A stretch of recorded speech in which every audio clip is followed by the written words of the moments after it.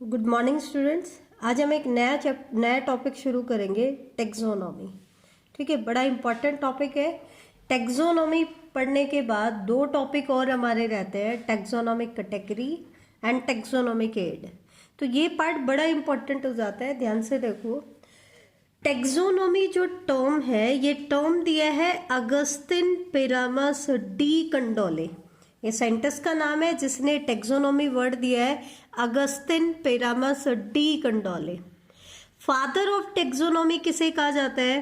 Karl Linnaeus, या Carl Linnaeus को ही कई बार कार्ल वॉन लिने भी बोल दिया जाता है, या कैरोलस लिनेस भी बोल दिया जाता है। तो ये इसी के नाम है, कार्ल लिनेस बोल दे, कार्ल वॉन लिने बोल दे, या कैरोलस लिनेस बोल दे।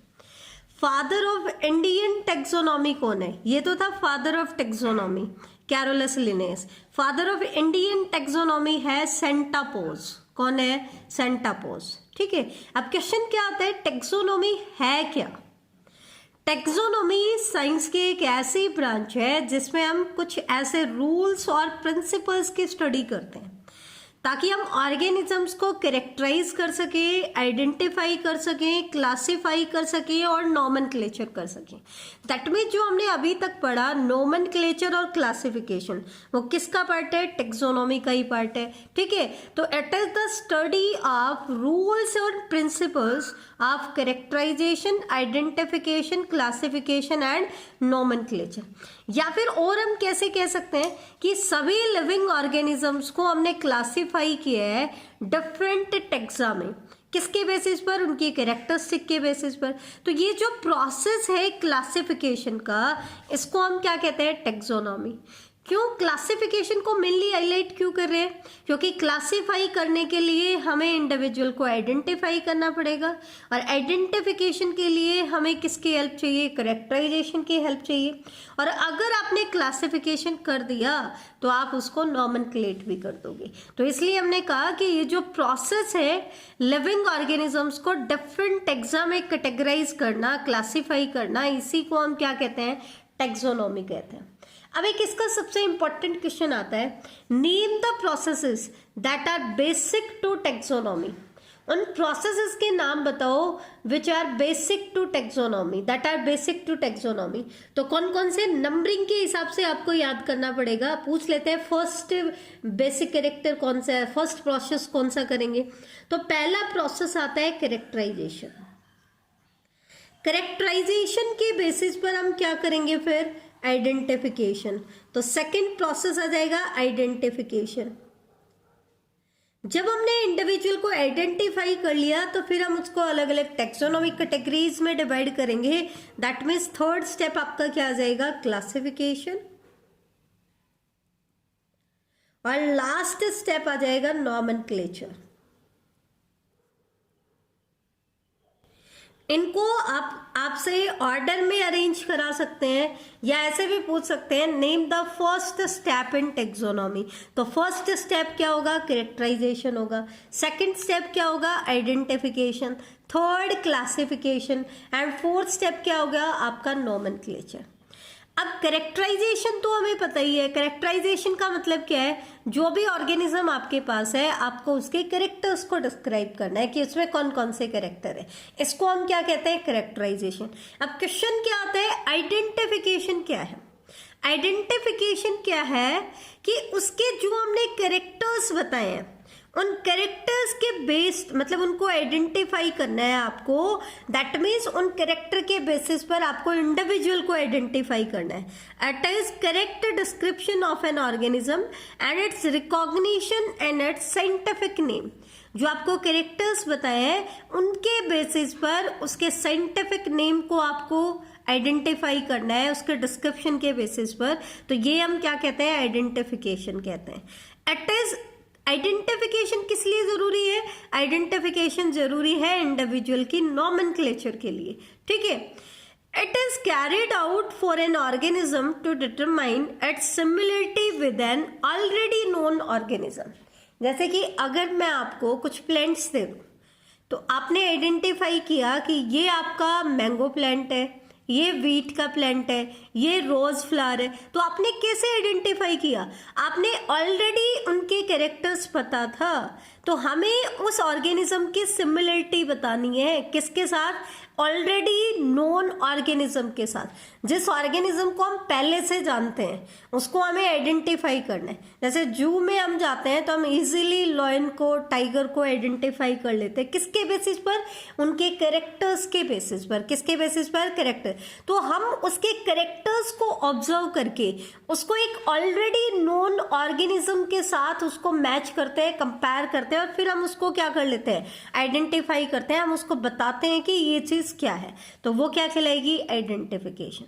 तीसरा, क्लासिफिकेशन। हम पढ़ ही चुके हैं कि क्लासिफिकेशन क्या होता है, कि हम इंडिविजुअल को कुछ कैटेगरीज और सब कैटेगरीज में डिवाइड करते हैं। किसके बेसिस पर? उसकी सिमिलरिटी और डिफरेंसेस के बेसिस पर। नॉमेनक्लेचर हम पढ़ ही चुके हैं। नॉमेनक्लेचर क्या होती है? उस इंडिविजुअल को उसके डिस्क्रिप्शंस के बेसिस पर करेक्ट नेम देना, वो क्या कहलाता है? उसका नॉमेनक्लेचर। बायोलॉजिकल नेमिंग हमने पढ़ी थी। क्लासिफिकेशन अगर हमने कर लिया तो हमने जीनस और स्पीसीज बता दिए, क्योंकि 7 ऑब्लिगेट कैटेगरीज होती हैं, वो हम आगे स्टडी करेंगे। तो इसका मतलब क्लासिफिकेशन होने के बाद हम इजीली क्या दे सकते हैं? बायोलॉजिकल नेम दे सकते हैं। ठीक है। टाइप्स ऑफ टेक्सोनोमी कौन कौन सी है? एनसीईआरटी ने बेसिकली 4 तरह की टेक्सोनोमी बताई है। Classical taxonomy, modern taxonomy, cytotaxonomy, chemotaxonomy and numerical taxonomy. तो हम इनको स्टडी करेंगे। तो ये आपकी 5 टाइप की टेक्सोनोमी हमने बताई है, अलग अलग कैटेगरी है। एक तरफ से हम डिवाइड कर रहे हैं टेक्सोनोमी को, क्लासिकल और मॉडर्न टेक्सोनोमी।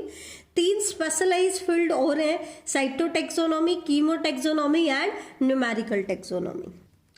अब हम सबसे पहले देखेंगे क्लासिकल टेक्सोनोमी क्या होती है और मॉडर्न टेक्सोनोमी क्या होती है, और इनको हम डिफरेंशिएट भी करेंगे। क्या करेंगे? डिफरेंशिएट। तो सबसे पहले देखो, क्लासिकल टेक्सोनोमी जो है, मतलब पुरानी टेक्सोनोमी, इनिशियली जब टेक्सोनोमी आई तो वो थी क्लासिकल टेक्सोनोमी। तो इसके कुछ ड्रॉबैक रही होंगी, तब जाकर के कौन सी टेक्सोनोमी आई है? मॉडर्न टेक्सोनोमी है। एक्चुअल में क्लासिकल टेक्सोनोमी जो है ना, इसके हेल्प से हमने दिया था आर्टिफिशियल सिस्टम ऑफ क्लासिफिकेशन।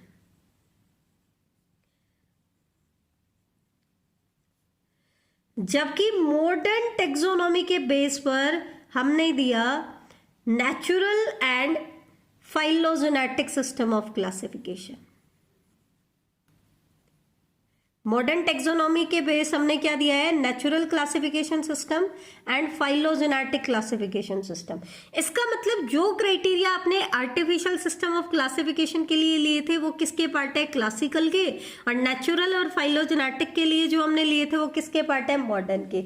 इसका मतलब क्या है? पहला डिफरेंस क्या हो जाएगा दोनों में? क्लासिकल टेक्सोनोमी में किसी भी स्पीसीज को हमें डिस्क्राइब करना है। क्या करना है? डिस्क्राइब करना है कि इस स्पीसीज, ये स्पीसीज कौन सी है, इसमें कौन से कैरेक्टर हैं। तो हमें क्या करना होता है? सबसे पहले यहां पर स्पीसीज को डिस्क्राइब करने के लिए हम 1 और फ्यू इंडिविजुअल्स की ही स्टडी करते हैं। या तो एक इंडिविजुअल की स्टडी करते हैं या सिर्फ कुछ ही इंडिविजुअल की स्टडी करते हैं। जबकि मॉडर्न टेक्सोनोमी में लार्ज नंबर ऑफ इंडिविजुअल्स को स्टडी किया जाता है।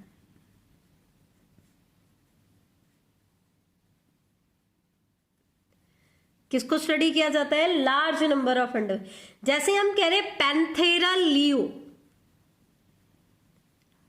पैंथेरा लियो हम किसको कह रहे हैं? लॉयन को कह रहे हैं। तो लियो यहाँ पे क्या है? स्पीसीज। अब इसको हमें डिस्क्राइब करना है, तो इसको डिस्क्राइब करने के लिए अगर हम 1 और फ्यू लॉयंस की स्टडी कर रहे हैं तो वो तो क्या कहलाएगी? Classical taxonomy. लेकिन अगर इसके कैरेक्टर्स को डिस्क्राइब करने के लिए हमने लार्ज नंबर ऑफ इंडिविजुअल्स को स्टडी किया है तो वो क्या कहलाएगी? Modern taxonomy. इसका मतलब क्या है? क्लासिकल टेक्सोनोमी जो है इसका टाइपोलॉजिकल कॉन्सेप्ट होता है। टाइपोलॉजिकल कॉन्सेप्ट मतलब हर टाइप का 1 और फ्यू इंडिविजुअल्स को स्टडी किया है। जबकि आपकी जो मॉडर्न टेक्सोनोमी होती है इसका कॉन्सेप्ट होता है पॉपुलेशन कॉन्सेप्ट। या फिर इसी को हम बोल देते हैं बायोसिस्टेमेटिक कॉन्सेप्ट। इसका मतलब किसी भी स्पीशीज को डिस्क्राइब करने के लिए यहां पर एक पूरी की पूरी पॉपुलेशन मतलब लार्ज नंबर ऑफ इंडिविजुअल्स की स्टडी कर रहे हैं, तो इसका टाइपोलॉजिकल कॉन्सेप्ट है और यहाँ पे कैसे है पॉपुलेशन कॉन्सेप्ट है। तो एक तो यहाँ पे क्लासिकल टेक्सोनॉमी की ये ड्रॉबैक रही कि वन और फ्यू इंडिविजुअल्स को ही स्टडी किया। दूसरा क्या है कि क्लासिकल टेक्सोनॉमी में जो डीलिमिटेशन किया गया है स्पीशीज का, it is based on morphological characters only. वो सिर्फ किसके ऊपर बेस है, मॉर्फोलॉजिकल कैरेक्टर। जैसा कि हमने कहा था आर्टिफिशियल सिस्टम ऑफ क्लासिफिकेशन में कि यहाँ पर जो क्लासिफिकेशन किया गया है वो सिर्फ ग्रोस मॉर्फोलॉजिकल कैरेक्टर्स के ऊपर बेस्ड है, जबकि नेचुरल और फाइलोजेनेटिक में हमने क्या कहा था, इनमें जो इंफॉर्मेशन गैदर की जाती है they are gathered from many fields of,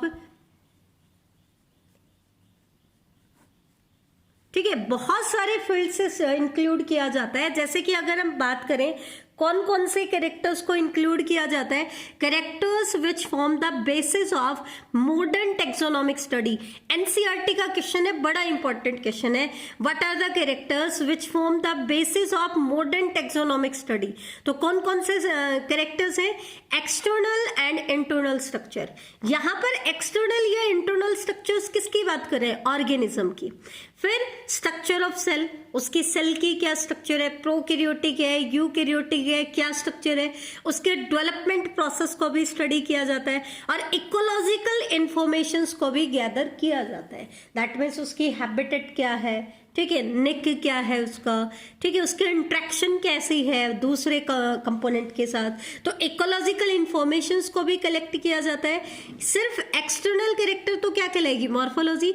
morphology के साथ साथ एनाटॉमिकल कैरेक्टर्स को भी इंक्लूड किया है, सेल की स्ट्रक्चर को भी स्टडी किया है, डेवलपमेंट प्रोसेस को भी इंक्लूड किया है और इवन इकोलॉजिकल इंफॉर्मेशंस भी ली गई है, ठीक है। तीसरा डिफरेंस क्या हो जाता है, थर्ड डिफरेंस, क्लासिकल जो टेक्सोनॉमी होती है इसके अकॉर्डिंग स्पीशीज को क्या बता दिया कि स्पीशीज क्या है, स्टैटिक है। स्पीशीज इज कंसिडर्ड स्टैटिक, मतलब species don't change with the time. ये स्टैटिक कॉन्सेप्ट को फॉलो करता है। एक बार अगर किसी स्पीशीज को कैटेगराइज कर दिया तो ये कह रहे हैं कि वो स्पीशीज क्या हो जाएगी, स्टैटिक हो जाएगी, it don't change with the time. जबकि मॉडर्न टेक्सोनॉमिक कैटेगरी क्या कह रही है, स्पीशीज इज कंसिडर्ड डायनामिक, क्योंकि जैसे जैसे टेक्नोलॉजीज में एडवांसमेंट आएगी, ठीक है, डायनामिक का मतलब होता है एवर चेंजिंग एंटिटी, जिसमें चेंजेस होते रहते हैं, क्योंकि जैसे जैसे कैरेक्टर्स में एडवांसमेंट आएगी, या हम यूँ कहते हैं कैरेक्टर्स में नहीं, टेक्नोलॉजीज में एडवांसमेंट आएगी तो हम और ज़्यादा कैरेक्टर्स को इंक्लूड करते जाएंगे, तो उसके बेसिस पर हम कुछ चेंजेस कर सकते हैं। तो इसके अकॉर्डिंग तो स्पीशीज का कैसा कॉन्सेप्ट है, डायनामिक, और जबकि क्लासिकल टेक्सोनॉमी क्या कहती है, स्पीशीज कैसी है, स्टैटिक है। But a static concept of species जो है it was put forward by Theophrastus. Static concept किसने दिया था, थियोफ्रस्टस साइंटिस्ट ने दिया था। अब क्योंकि ये तो सिर्फ कुछ ही कैरेक्टर को ले रहा है, उसी के बेसिस पर इंडिविजुअल्स को कैटेगराइज कर रहा है, स्टडी भी सिर्फ वन और फ्यू इंडिविजुअल्स को कर रहा है और इसके अकॉर्डिंग स्पीशीज स्टैटिक कॉन्सेप्ट भी है, तो इट डज नॉट ले स्ट्रेस ऑन सब स्पीशीज, क्योंकि ये तो ज्यादा कैरेक्टर को कंसिडर कर ही नहीं रहा है, तो हमें स्पीशीज को सब स्पीशीज में कैटेगराइज करने की जरूरत इसने फील नहीं की। जबकि यहाँ पे मॉडर्न टेक्सोनॉमी में क्या किया गया है, स्पीशीज को सब स्पीशीज या वेराइटीज या रेसेस में भी डिवाइड किया गया है, इनको भी थोरोली स्टडी किया गया है। बेटा जब हम टेक्सोनॉमिक कैटेगरीज पढ़ेंगे तो 7 ऑब्लिगेट कैटेगरीज बताई गई हैं और उनमें से सबसे छोटी कैटेगरी होती है स्पीशीज। लेकिन स्पीसीज को फर्दर डिवाइड किया गया है इनमें। सब स्पीसीज वर्ड हम यूज करते हैं एनिमल्स के लिए, वेराइटीज स्पीसीज से छोटी कैटेगरी है इन प्लांट्स, और रेसेस वर्ड हम यूज करते हैं सेम लेवल पे ह्यूमन के केस में। किसके केस में? ह्यूमन के केस में। तो ये तीनों क्या है? स्पीसीज से छोटी कैटेगरी है। इनको हम सब कैटेगरीज कहते हैं, क्योंकि 7 ऑब्लिगेट कैटेगरीज बनाई है, उनसे छोटी जो कैटेगरीज है उनको हम क्या कहते हैं? सब कैटेगरीज। तो ये तीनों सेम लेवल पे है। सब स्पीसीज हम ज्यादातर एनिमल्स के लिए यूज कर रहे हैं, वेराइटीज हम यूज कर रहे हैं प्लांट्स के लिए, और रेसेस वर्ड हम यूज कर रहे हैं ह्यूमन के लिए। ठीक है। चौथा क्या है? क्योंकि क्लासिकल टेक्सोनॉमी जो है ये ज्यादा कैरेक्टर्स को इंक्लूड नहीं कर रहा है, सिर्फ मॉर्फोलॉजिकल कैरेक्टर को ले रहा है, तो it doesn't study evolution. Evolution को स्टडी नहीं कर रहा है। अब एवोल्यूशन नहीं स्टडी कर रहा है तो इसका मतलब ये इंटर रिलेशनशिप भी नहीं बताएगा।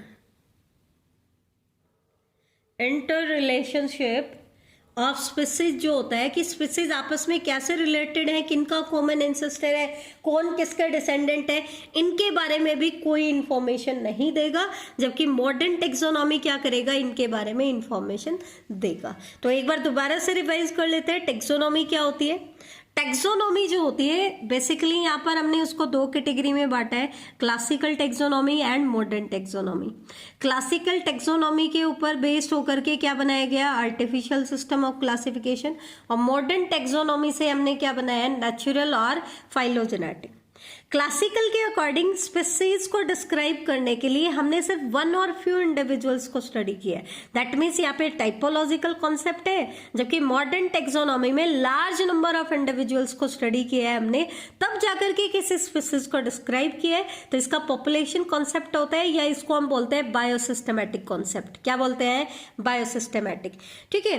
क्लासिकल टेक्सोनॉमी सिर्फ मॉर्फोलॉजिकल कैरेक्टर के ऊपर बेस्ड होता है, जबकि मॉडर्न टेक्सोनॉमी में मॉर्फोलॉजी के साथ साथ इंटरनल कैरेक्टर्स को भी इंक्लूड किया गया, सेल स्ट्रक्चर को भी इंक्लूड किया गया, डेवलपमेंट प्रोसेस को भी कंसिडर किया गया, और इवन इकोलॉजिकल इंफॉर्मेशंस को भी लिया गया।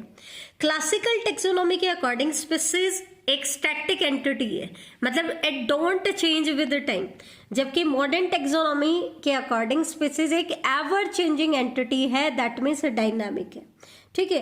तो ये इसके मेन पॉइंट थे हमारे क्लासिकल और मॉडर्न टेक्सोनॉमी के। नेक्स्ट लेक्चर में हम लोग पढ़ेंगे इसकी जो 3 स्पेशलाइज्ड टाइप है, cytotaxonomy, chemotaxonomy and numerical taxonomy. Thank you.